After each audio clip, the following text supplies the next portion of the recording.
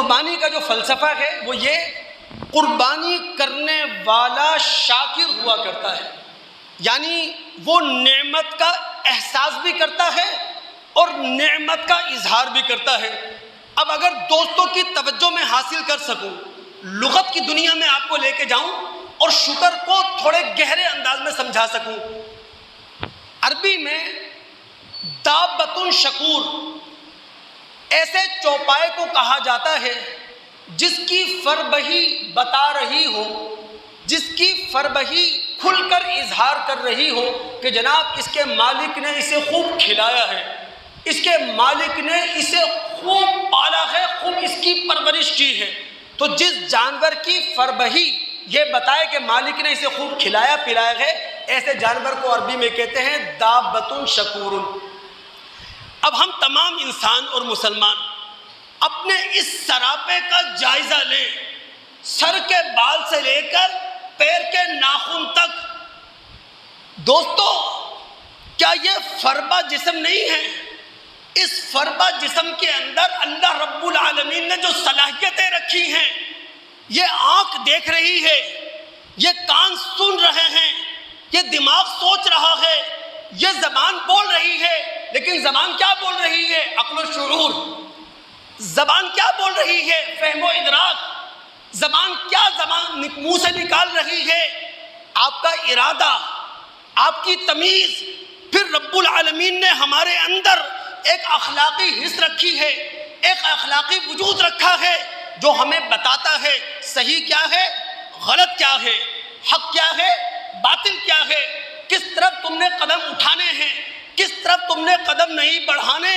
تو کیا اس فربہ جسم کو دیکھ کر ہمیں احساس نہیں ہوتا کہ اللہ رب العالمین نے کیا ہمیں بنا دیا؟ تو قربانی کرنے والا کیا ہوتا ہے؟ شاکر ہوتا ہے۔ اللہ رب العالمین کے انعامات تلے اپنے آپ کو دبا ہوا پاتا ہے، اور پھر اللہ رب العالمین کے احسانات کو تسلیم کرتے ہوئے کبھی زبان سے اللہ کی نعمت کا اظہار کرتا ہے، کبھی دل سے اللہ رب العالمین کی نعمت کا اظہار کرتا ہے، کبھی اعضاء سے اللہ رب العالمین کی نعمتوں کا اظہار کرتا ہے۔ اور دوستو، اللہ رب العالمین کا ایک اصول یاد رکھیے، سورہ ابراہیم آیت نمبر 7، لَإِن شَكَرْتُمْ لَأَزِيدَنَّكُمْ وَلَإِن كَفَرْتُمْ إِنَّ عَذَابِي لَشَدِيدٌ۔ اگر تم اللہ رب العالمین کی نعمتوں کی شکر گزاری کرو گے، ہم اپنی نعمتیں بڑھا چڑھا کر دیں گے۔ اور نبی علیہ السلام کی وہ حدیث کس کے علم میں نہیں ہے؟ نبی علیہ السلام نے فرمایا، افضل الدعاء الحمدللہ، افضل ترین دعا الحمدللہ ہے، یعنی جس قدر ہم اللہ کی نعمتوں کی شکر گزاری کریں گے، اللہ رب العالمین کے انعامات و احسانات کو تسلیم کریں گے، اللہ کی نعمتوں کی شکر گزاری خود بخود دعا ہے۔ آپ دعا کے لیے ہاتھ نہ اٹھائیں، دعا نہ مانگیں، لیکن اللہ کی نعمتوں کی شکر گزاری آپ کر رہے ہیں۔ افضل الدعاء الحمدللہ، اللہ رب العالمین کا شکر ادا کرنا یہ افضل ترین دعا ہے۔ تو قربانی کرنے والا کیا ہوتا ہے؟ شاکر ہوا کرتا ہے۔ اب اگر آپ کے دماغ حاضر ہیں، سورہ حج آیت نمبر 36 ہے، رب العالمین نے قربانی کے اونٹوں کا ذکر کیا، پھر اونٹوں کو کس طرح نہر کیا جائے گا اس کا ذکر کیا، اس کے بعد رب العالمین نے کہا کذالک سخرناھا لکم لعلکم تشکرون، یہ اونٹ ہم نے تمہارے لیے مسخر کر دیے، یہ اونٹ ہم نے تمہارے تابع کر دیے۔